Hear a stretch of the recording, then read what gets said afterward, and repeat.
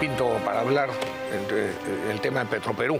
Bueno, hoy ha sido primera plana del comercio y todos los peruanos estamos financiando este barril sin fondo, ¿no? Durante años. Así es, hace muchos años. Estamos preocupados, el asunto es cómo dejamos de preocuparnos, ¿sabes? Bueno, pero primero, ¿cómo hay que operar al paciente? Hay que operar al paciente. Basta de maquillajes, o de ponerle más plata y comprar más oxígeno. Hay que tomar medidas. Correcto. Mira, esta historia en realidad comienza, yo te diría, con el gobierno de Humala, en el 2013. Con los bonos. No, los bonos vienen después. ¿Viene por qué? Porque el Congreso de entonces, muy politizado y con cierta tendencia izquierda, saca una ley que es promulgada por el Congreso. Lo saca de FONAFE. Lo sacan de FONAFE antes, en la época de Toledo, hacia finales del gobierno de Toledo. Pero esta ley del Congreso que es promulgada por el Ejecutivo encarga no le llaman construcción, sino el tema por la desulfurización. Todo esto comienza cuando por legislación ambiental tienes que quitarle el azufre que produce combustible y daña el medio ambiente. Repsol lo hace con en 3-4 años en 750 millones de dólares, Repsol. La refinería de Talara, que efectivamente es muy antigua, entonces empiezan con el tema, bueno, es muy antigua, vamos a cambiar los procesos, iba a costar 2.700 millones de dólares una nueva refinería, nos daban el argumento, ya no van a ser 65.000 barriles de combustible diario, sino van a ser 90.000, oh, maravilla, vamos a tener mayor capacidad de producción. Y poco a poco, bueno, entonces el gobierno de Humala, después viene el gobierno de Kuczynski, bajo la presidencia de un señor García Rosell, hace una primera emisión de bonos, no locales, sino en el mercado de Nueva York.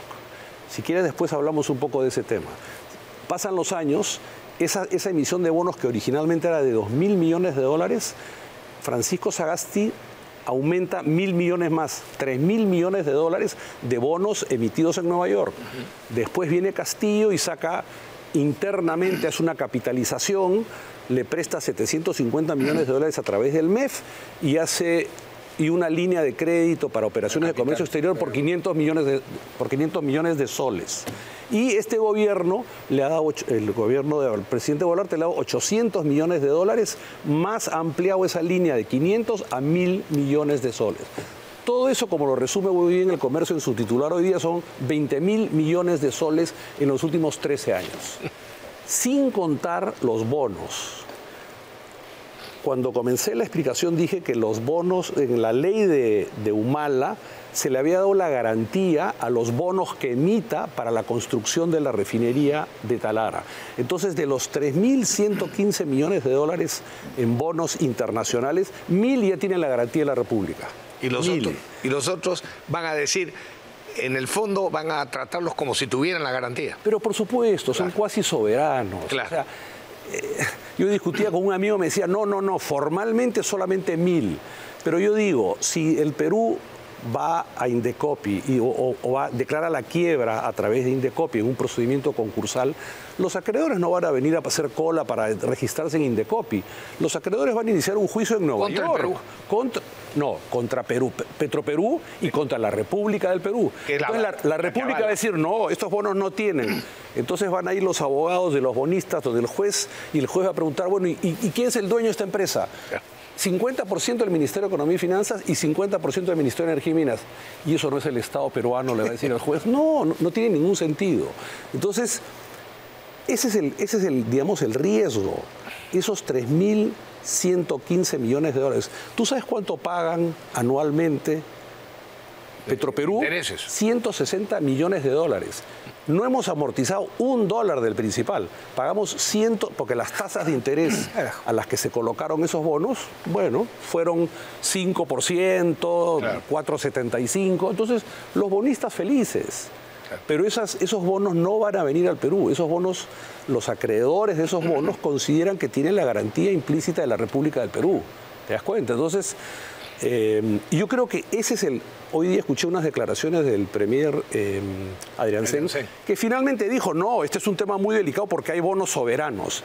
No son bonos soberanos. Por lo menos se está entendiendo que acá hay un tema que puede afectar la calificación de riesgo del Perú. Que es el mayor... Porque el día que hagan un juicio contra el Perú por estos bonos, las clasificadoras de riesgo iban a decir, pero el Perú no era un país súper próspero que cumplía con sus compromisos y eso eventualmente nos puede afectar la calificación de riesgo. Que tiene para los ciudadanos un montón de consecuencias. La gente no lo percibe, pero... Un montón de consecuencias positivas hoy día, que somos grado de inversión. Por supuesto, que se nos quiten grado de inversión es consecuencias negativas. Por supuesto, muy negativas. Claro. En el ama de casa, en el aceite que consumimos, que importa en la harina, todo es muchas cosas importadas y además en las inversiones que vienen al Perú, desde luego. Van a ser más caras.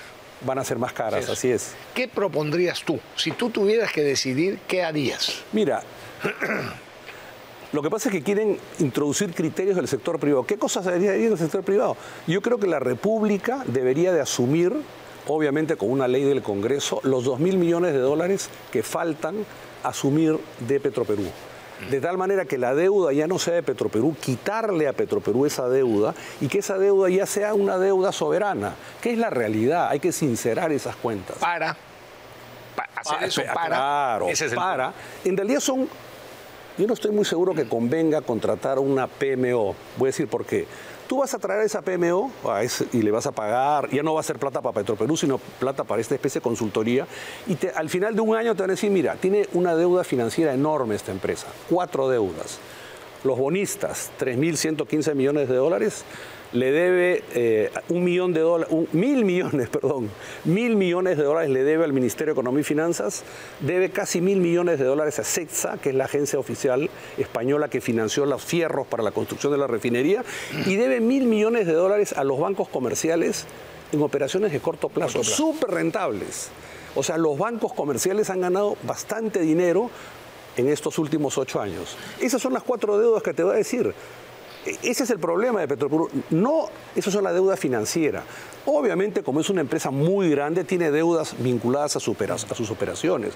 Pero el problema son estas 4 deudas. Si la República asume esta deuda, el Ministerio de Economía y Finanzas, tú sabes que el Ministerio de Economía y Finanzas, en la ley de endeudamiento, el ministro Aristas ha dicho con buen criterio, las próximas leyes del próximo año no le van a dar plata, que es correcto. ¿Qué han hecho? La ley de endeudamiento del próximo año tiene una prórroga. Estos 750 millones de dólares que les dio Castillo están prorrogando hasta el 2028. El pago. Le están dando al próximo gobierno la papa caliente qué hacer con esta acreencia del Ministerio de Economía y Finanzas. Tú puedes hablar con el gobierno español y decirle refinanciar esta deuda. Y si formas un bonito equipo negociador, el Ministerio de Economía y Finanzas tiene muy buenos técnicos, la Dirección de Crédito Público, o sea, ellos pueden hacer un poco la estructura financiera y resuelves estas 4 deudas. Pero vuelvo a decir, y de ahí viene lo importante. Que es lo que se requiere la decisión política.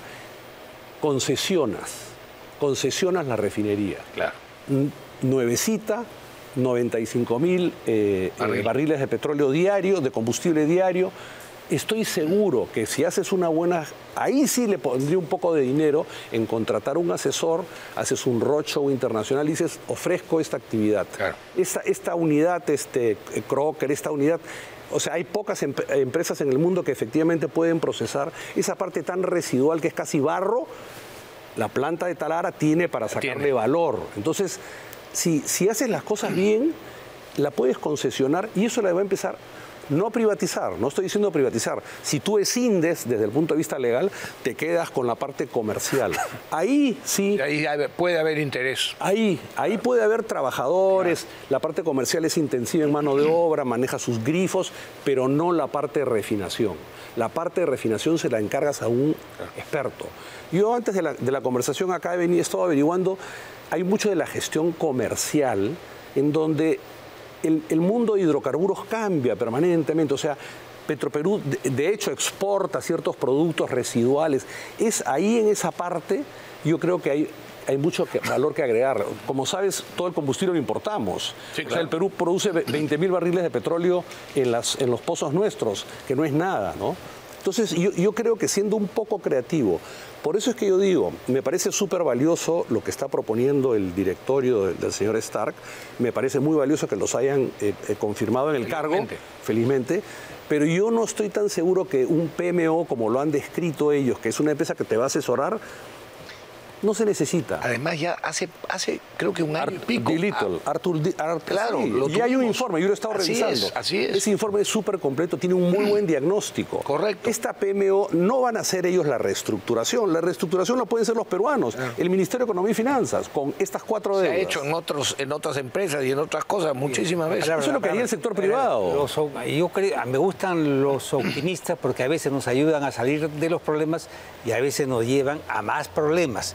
¿Qué opinión tienes de Carlos Paredes, que fue presidente de Petroperú? Mira, es una pregunta, yo lo conozco a Carlos Paredes, es un muy buen economista. No se trata de opiniones. No vas a citar a Carlos Paredes en algo, cítalo. ¿Sabes por El barril sin fondo, usted ha escrito un libro, yo lo conozco, es un buen economista. Pero mira, esto resumido en 30 segundos. Él dice, el problema es que las empresas públicas nunca quiebran. Lamentablemente, para eso estamos los contribuyentes. Esa es la tragedia que tenemos. Los peruanos son los que terminamos pagando los despropósitos. La refinería de Talara, en mi concepto, es el mayor despropósito de la historia de la nación pública en el país. Nadie duda, lo acaba de decir. Pero eso es el problema. La gente no lo está entendiendo así. Mira, por supuesto que sí, Pepe. No lo están entendiendo. Es un fango y le seguimos metiendo plata. Sean claros. Es una arena movediza, por supuesto, y le seguimos metiendo plata y se la traga. No se toma y le seguimos y se la vuelve a tragar. Que acaba de mencionar, de separar el tema de la deuda y hacer una decisión política para concesionar Petroperú en la parte operativa, digamos, y comercial. Si no hacen esa decisión política, va a seguir siendo. Por supuesto. Nadie pretende que lo sea. La empresa tiene una deuda 5 veces su patrimonio. Claro. 5 veces su patrimonio. En el caso que estemos con una institución agonizante. El asunto es que no sea un cadáver ya, ¿no? Y no nos hemos dado cuenta. Porque es el Estado. Pepe, lo que está diciendo es que se declare la quiebra. Lo que nos va a pasar es lo que acaba de describir. Los acreedores van a venir y nos van a cobrar los 3.000. Aparte de que se va al diablo toda la fábrica nueva. Esa es una deuda cuasi soberana. Por supuesto. Los inversionistas han comprado ese bono a una buena tasa, sabiendo que si no la paga Petroperú, ellos ni siquiera han mirado los balances. Este es Petroperú. Compro los bonos por la tasa. Una muy buena tasa. Es muy fácil decir eso. O sea, por supuesto, nadie quiere que continuemos siendo barril sin fondo. El tema es que tomar la decisión política. Y la historia, no parece que la historia de los precios, cómo suben para la construcción de estas refinerías, es un escándalo para el país. Claro, ahora en el mundo esta es una refinería chiquita. Sí. 95.000 barriles es una refinería pequeña. El precio de una refinería gigante, ¿no? Por supuesto. Por supuesto. De eso nadie duda. Pero hay que ser creativo. Yo creo que incluso el Ministerio de Economía y Finanzas, el Ministerio de Energía y Minas, estamos a la defensiva. Si tú eres un poquito creativo, pides el apoyo del Congreso para asumir la deuda. Hay que entender el problema para tomar la decisión y resolverlo. Que el Congreso asuma la deuda. Muy bien. Está bien, entiendo. No es el Congreso que autorice, que autorice una cosa que ya está hecha. Por supuesto. Pausa. No hay que tenerle miedo. Tenemos que hacer una pausa y regresamos. Ya.